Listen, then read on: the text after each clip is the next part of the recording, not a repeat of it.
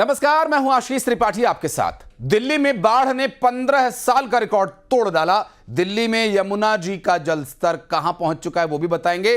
पंजाब में भी उफान पर हैं कई नदियां। यमुना जी का जलस्तर जो है वो खतरे के निशान यानी 207.35 मीटर दर्ज किया गया है। हालांकि ये अपेक्षाकृत कुछ कम हुआ है बीते रोज के मुकाबलों। अगर बात करें, ये देखिए 3 तस्वीरें हम आपको दिखा रहे हैं। पानी में दिल्ली डूबना शुरू हो चुकी है। एक तरह से जो किनारे थे वो अब जलमग्न तो हो ही गए हैं और उन किनारों के पास बसे हुए जो रिहायशी इलाके हैं, देखिए वो किस कदर पानी से डूबे हुए हैं। यमुना बाज़ार का ये हाल आप देखिए और लोहे के पुल का भी हाल देख लीजिए।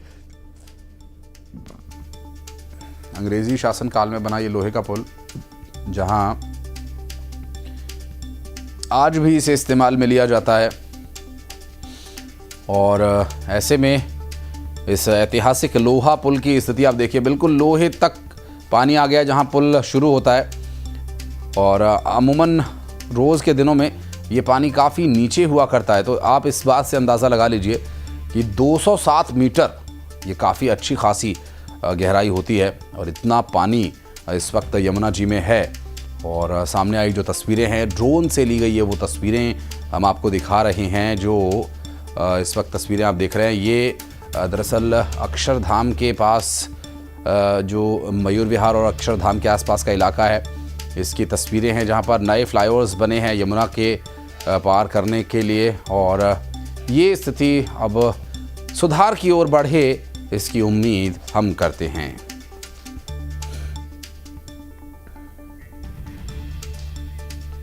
दिल्ली में यमुना जी का जलस्तर बढ़ा हुआ है, जिससे निचले इलाकों में रहने वाले लोगों की मुश्किलें भी काफ़ी बढ़ गई हैं। यमुना बाजार में हालात काफ़ी ख़राब हैं। यमुना बाजार में कई मकानों की पहली मंजिल तो पूरी पानी में डूब चुकी है। पूरे इलाके में पानी ही पानी भरा हुआ है।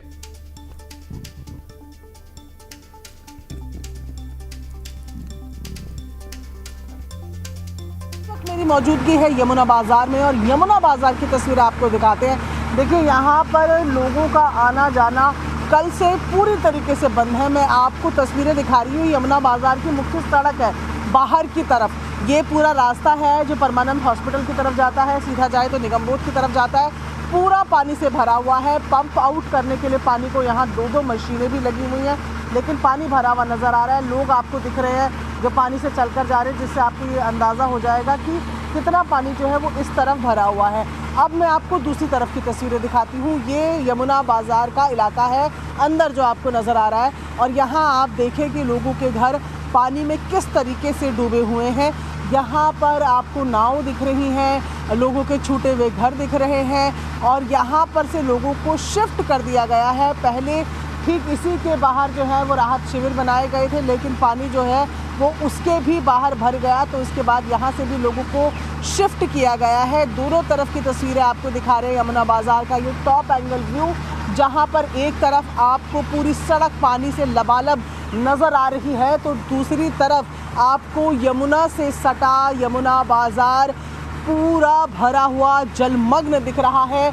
यमुना नदी आपको यहाँ दिख रही है और यमुना नदी से सटा ये पूरा इलाका, ये जो जहाँ तक आप पानी देख रहे हैं यमुना का पानी यहाँ पर पहुँचा हुआ नज़र आ रहा है। ऐसे में फ़िलहाल भी आज माना जा रहा है कि दिन चढ़ने के साथ साथ धीरे धीरे करके पानी जो है वो कम होना शुरू होगा, लेकिन एकदम उसका असर नहीं जाएगा। और आज दिन भर 207 से ऊपर ही यमुना का जल स्तर बना रहेगा। कैमरा पर्सन जय के साथ प्रियंका कांडपाल, न्यूज़ 18 इंडिया, दिल्ली। और यमुना जी का जलस्तर लगातार बढ़ता जा रहा है और नदी के किनारे बसे शहरों के लिए ये एक घोर संकट है। आपको फरीदाबाद, आगरा और मथुरा की तस्वीरें दिखाते हैं, जहां तीनों ही जिले इस वक्त यमुना के बढ़े हुए जलस्तर या यूं कहें कि बाढ़ की चपेट में है। और आगरा में पानी ताजमहल की बाहरी दीवारों तक पहुंच गया है।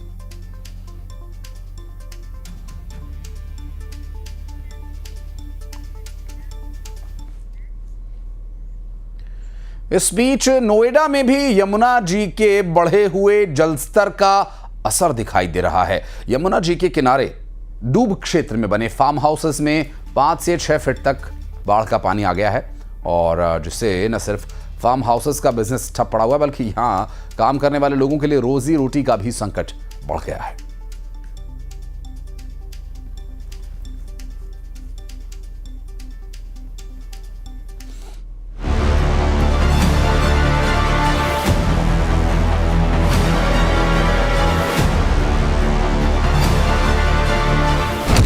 हथनी कुंड का पानी बना नोएडा के लिए काल। यमुना के रौद्र रूप में डूबे नोएडा के फार्म हाउस। फार्म हाउस में 5 से 7 फीट तक भरा यमुना का पानी। सड़कों पर पानी भरा है, चारों तरफ पानी ऐसे दिख रहा है जैसे कोई उफनता नाला। बाढ़ में डूबा एरिया नोएडा के उस इलाके का है जो इस वक्त में जगमग जगमग करता था।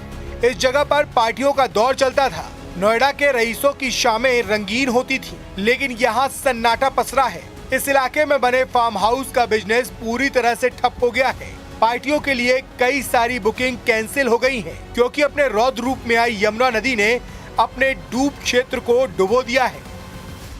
नोएडा की सेक्टर 135 में जहां पर तमाम फार्म हाउस है और ये फार्म हाउस बड़े बड़े लोगों के हैं, जो लोग अपने शौक के लिए फार्म हाउस बनाते हैं और उनकी केयर टेक के लिए लोगों को छोड़ देते हैं। लेकिन आज आप इन फार्म हाउसेस का मंजर देखेंगे तो नोएडा का पूरा फार्म हाउस जो है वो पानी में डूब गया है, और ये पानी है यमुना का पानी। जिस जगह पर ये सेक्टर 135 पड़ता है वहाँ पर हरियाणा और यूपी का बॉर्डर लगता है, और आप देखें तो ये पूरी रोड जो है फार्म हाउसेस की है। अलग अलग तरीके के फार्म हाउस है यहाँ पर।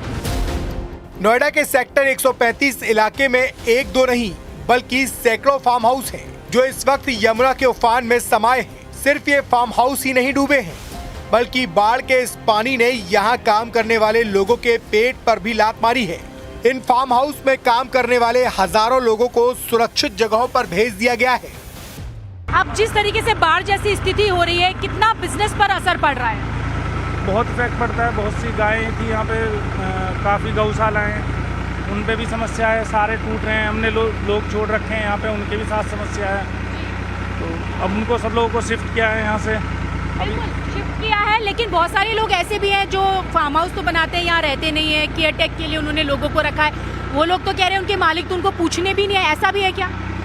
ऐसा अभी तक तो मुझे पता नहीं है। हमने तो अपने लोगों को सबको निकाल दिया यहाँ से, और रहने के लिए भी जितने भी यहाँ केयर टेकर हैं, आसपास के भी जितने, हमने अपनी प्रॉपर्टी में उनको रखा हुआ है।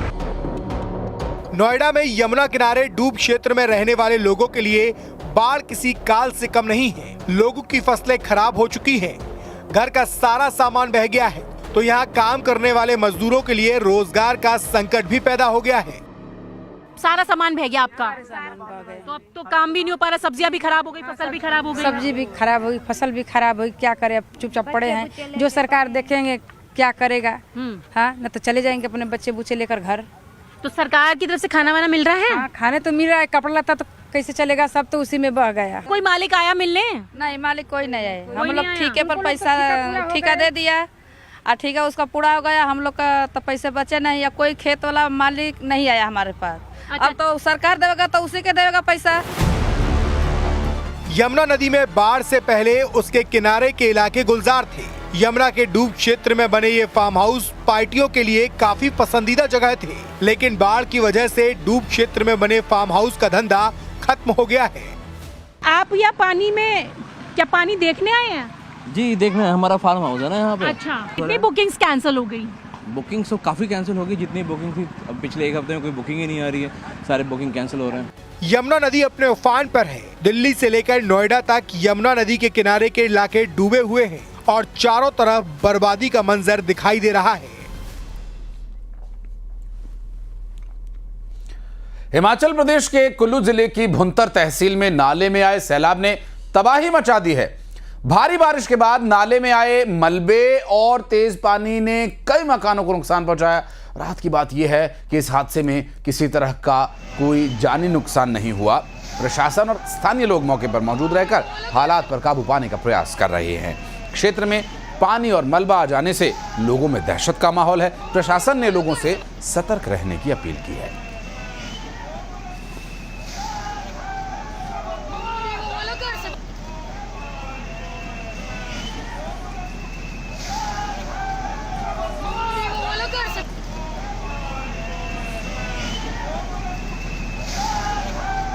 अब आपको हिमाचल के एक कुल्लू जिले की एक और तस्वीर दिखाते हैं। चलिए, बिजली महादेव की ये तस्वीर बताई जा रही है। बिजली महादेव जो विश्व प्रसिद्ध भगवान शिव का मंदिर है, उसी के पास एक बहुत बड़ा ये लैंडस्लाइड की डराने वाली तस्वीरें सामने हैं, जिसमें लैंडस्लाइड के दौरान एक बहुत बड़ा बोल्डर या यूँ कहें कि एक बहुत भारी भरकम पत्थर देखिए गेंद की तरह उछलता हुआ नीचे की तरफ लुढ़क रहा है। और हालांकि इस लैंडस्लाइड में किसी प्रकार की कोई जनहानि की या किसी और नुकसान की खबर नहीं है। पास में मौजूद एक शख्स ने इसका वीडियो अपने कैमरे पर रिकॉर्ड कर लिया। और ये एक और तस्वीर जो कि हिमाचल प्रदेश के लाहौल स्पीति जिले से सामने आई, जहां पर नाले में आए अचानक सैलाब से फंसे पर्यटकों को वहां से बाहर निकाला जा रहा है। पुलिस ने मौके पर पहुंचकर पर्यटकों को सुरक्षित रास्ता पार कराया और एक विदेशी महिला पर्यटक यहां पर फंस गई थी और स्थानीय पुलिस प्रशासन मौके पर पहुंचा और लोगों को बाहर निकालने का काम किया गया।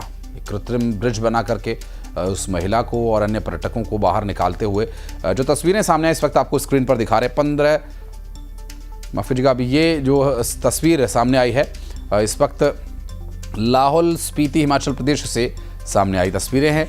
और कई सालों से मानो बारिश कम हो रही हो, जो इस बार काफ़ी बारिश हुई, इस तरह की प्रतिक्रियाएं भी लोगों की अब आ रही है।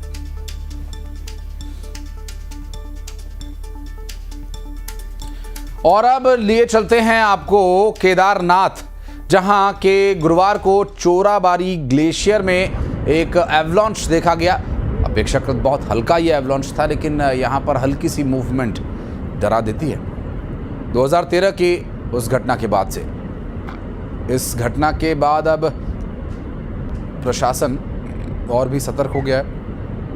एहतियाती तौर पर टीम को अलर्ट रखा गया, राहत के लिए लोगों को तैयार रहने को कहा गया राहत बचाव कार्य के लिए। और राहत की बात ये भी है कि इसमें किसी तरह का कोई नुकसान नहीं हुआ, हालात पूरी तरह से सामान्य हैं। लेकिन ये एवलॉन्च जो चोराबारी ग्लेशियर में चोराबारी लेक से देखा गया वो काफ़ी डरा देने वाला है, क्योंकि ये चोराबारी लेक जो पहले हुआ करती थी, उसके टूटने की वजह से केदारनाथ में साल 2013 में आई भीषण आपदा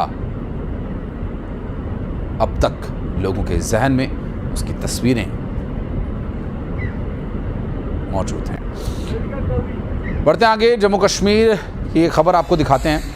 ये देखिए, नेशनल हाईवे जो बीते एक हफ्ते से बंद है, इसका असर सिर्फ ट्रैफिक पर नहीं पड़ रहा है, बल्कि आम लोगों की रोजमर्रा की जिंदगी पर भी इसका असर दिखाई दे रहा है। बारिश और लैंडस्लाइड की वजह से उधमपुर जिले के 30 से 35 गांवों का संपर्क पूरी तरह से टूट चुका है। फिलहाल प्रशासन ने कोशिश कर करीब 200 सड़कों को आंशिक रूप से ठीक करवा दिया है, लेकिन 365 से भी ज़्यादा सड़कें अभी भी पूरी तरह से ख़राब पड़ी हैं। तो नेशनल हाईवे पर भी हालात काफ़ी गंभीर हैं। 37 जगहों पर सड़कें पूरी तरह से ध्वस्त हो चुकी हैं। ये नेशनल हाईवे है, मेरी मौजूदगी उधमपुर में है। जम्मू कश्मीर नेशनल हाईवे उधमपुर जखैनी मोड़ में मेरी मौजूदगी है और यही रास्ता है, यहाँ से उधमपुर का बाजार है, यहाँ से भी गाड़ियाँ बंद है। आप देखिए बड़े बड़े ट्रक जो है वो पूरी तरीके से यहाँ पर लगा दिए गए हैं। कंप्लीट यहाँ पर यातायात की जो आवाजाही है पूरी तरीके से बंद है।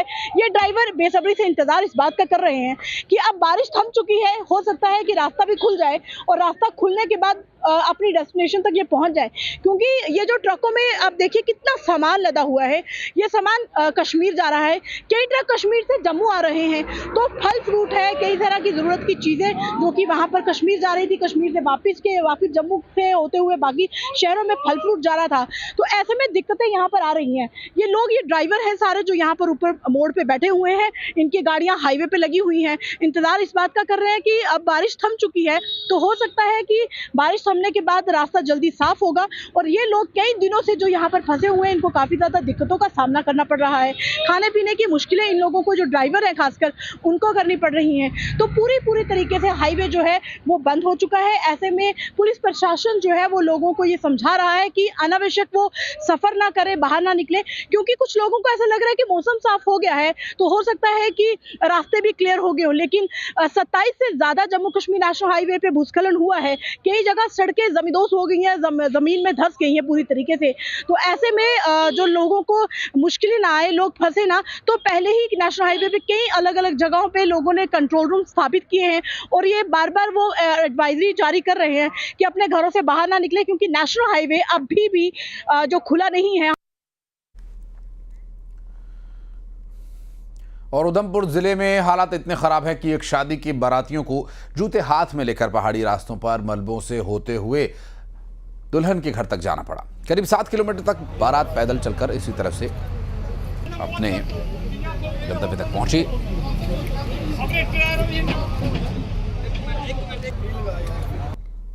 तस्वीरें क्या है, ये बराती हैं, मतलब ये पुंछ राजौरी से अखनूर से होते हुए ये जा रहे थे बारात लेकर उधमपुर के कुछ चनैनी जिला में।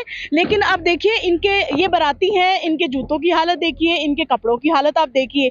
ये इसलिए बनी हुई है क्योंकि जब ये यहाँ पहुंचे तो इन्होंने अंदाजा नहीं लगाया था कि जिस गाँव में हम बारात लेकर पहुंच रहे हैं वहाँ पर रास्ते में भूस्खलन से रास्ते पूरी तरह से बंद हो गए।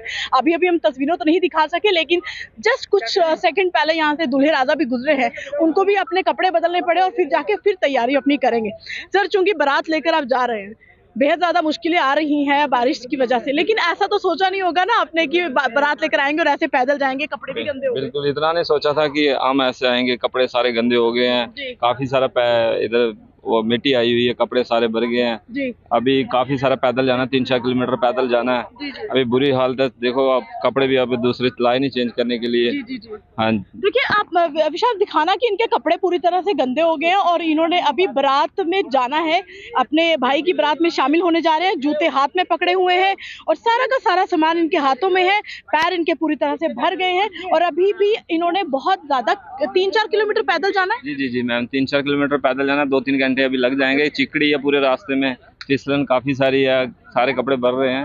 आपके रिश्तेदार की किसकी शादी? जी मेरे साला जी हैं। साले की शादी। तो आपके साले ने पैदल चलवा दिया शादी वाले दिन? क्या करें, गाड़ी आई, उन्होंने वहाँ से आगे जाने, हमने रिक्वेस्ट की यहाँ तक आने दो, यहाँ तक भी उन्होंने नहीं छोड़ा हमें। कितना पीछे, कितना पैदल आए? कोई 1.5 किलोमीटर होगा, जखानी से 2 किलोमीटर होगा वहाँ से। देखिए 2 किलोमीटर ये ऑलरेडी पैदल सफर कर चुके हैं, 3-4 किलोमीटर इन्होंने पैदल जाना है और ये रास्ते की हालत है। मतलब हाईवे दिखाती हूँ मैं कि हाईवे में काफी ज्यादा भूस्खलन आया है और ऊपर से भूस्खलन की तस्वीर आप देखिए कैसे ऊपर से मलबा आया है, भारी तबाही हुई है, यहाँ से मलबा आया है नीचे और नीचे ये नेशनल हाईवे को पूरी तरीके से ब्लॉक कर दिया है।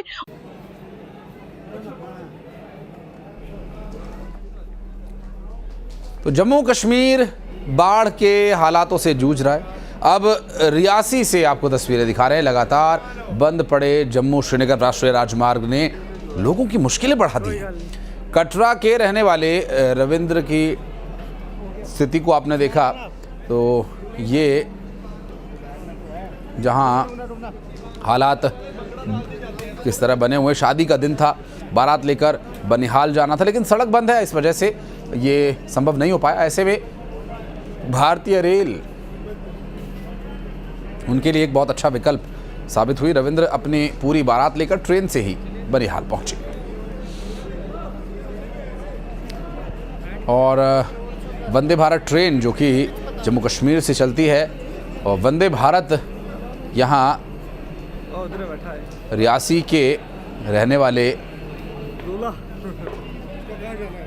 रविंद्र के लिए एक देवदूत बनकर आई और बंद रास्तों से वो उन्हें उनकी दुल्हन तक लेकर गई।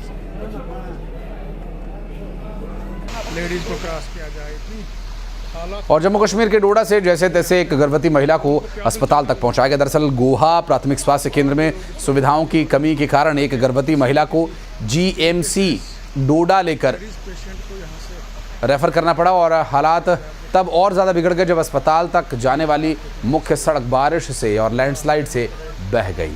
ग्रामीणों की मदद से स्ट्रेचर पर महिला को ले जाया गया और उसे गंतव्य तक पहुंचाया गया।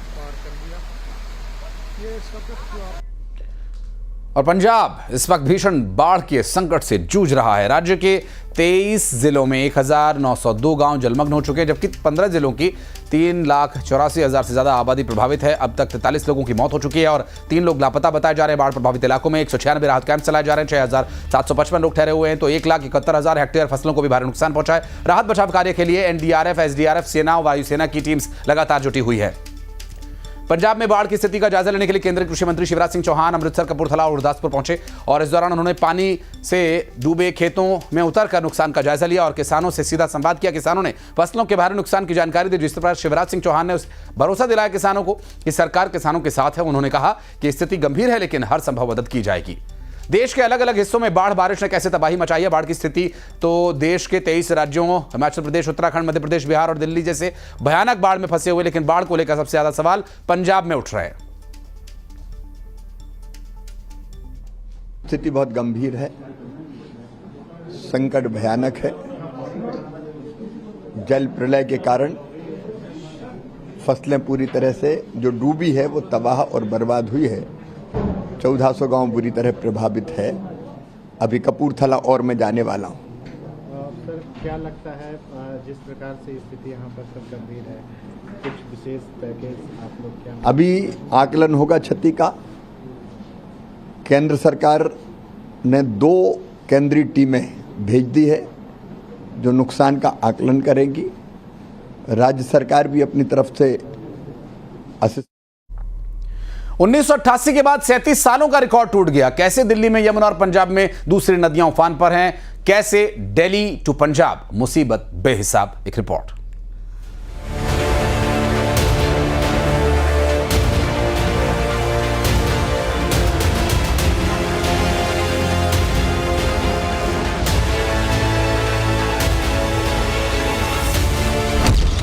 कहीं भूस्खलन से तबाही, कहीं भीषण सैलाब।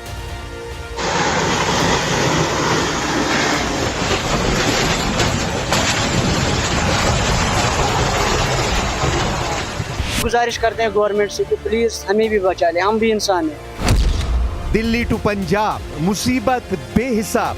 पूरी डूबी हुई है।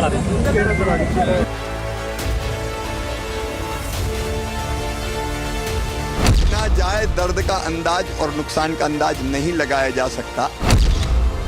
आधे भारत में बाढ़ बारिश का हाहाकार। घर जा रहे हैं, उससे पानी नीचे आ गया था तो दोबारा ऊपर आ गया, तो देखने जा रहे हैं की हालत है। ਜਿਹੜੇ ਇਲਾਕੇ ਨੇ ਅਫੈਕਟਡ ਨੇ, ਸਾਨੂੰ ਸਾਰਿਆਂ ਨੂੰ ਮਿਲ ਕੇ ਵਾਪਸ ਪੰਜਾਬ ਨੂੰ ਖੜਾ ਕਰਨਾ ਹੈ। मॉनसून की बारिश देश के कई इलाकों में ऐसी मुसीबत बनकर टूटी जिसमें कई लोगों की जान चली गई तो कई परिवार बेघर हो गए। लेकिन अभी खतरा कम होता नहीं दिख रहा। हर दिन अलग अलग इलाकों से बाढ़ बारिश की एक से एक बढ़कर डराने वाली तस्वीरें सामने आ रही हैं। कहीं लोगों के घरों में पानी घुस गया तो कहीं सड़कों पर नाव चल रही है। ये हाल देश के किसी एक शहर का नहीं, कई शहरों से तबाही की ऐसी ही तस्वीरें सामने आई हैं। जम्मू कश्मीर के राजौरी में अचानक हुए लैंडस्लाइड से जम्मू श्रीनगर को जोड़ने वाला मुगल रोड बंद हो गया। मुगल रोड NH44 का सबसे बड़ा विकल्प है, लेकिन NH44 पहले ही लैंडस्लाइड की वजह से बंद था और अब ये रास्ता भी बंद हो गया है, जिसकी वजह से जम्मू से श्रीनगर जाने वालों की मुश्किलें बढ़ गई हैं। उधर किश्तवाड़ के धातरी से भी लैंडस्लाइड की डराने वाली तस्वीर सामने आई है। सिर्फ 7 सेकंड के अंदर चट्टान का एक बड़ा हिस्सा सड़क पर आ गिरा, जिसमें वहां मौजूद लोग बाल बाल बचे।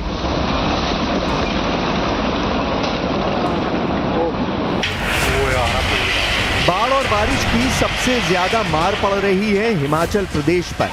हिमाचल प्रदेश के करसोग में भारी बारिश से 12 कमरे का एक मकान देखते देखते जमींदोज हो गया। राहत की बात यह रही। और स्पेशल रिपोर्ट में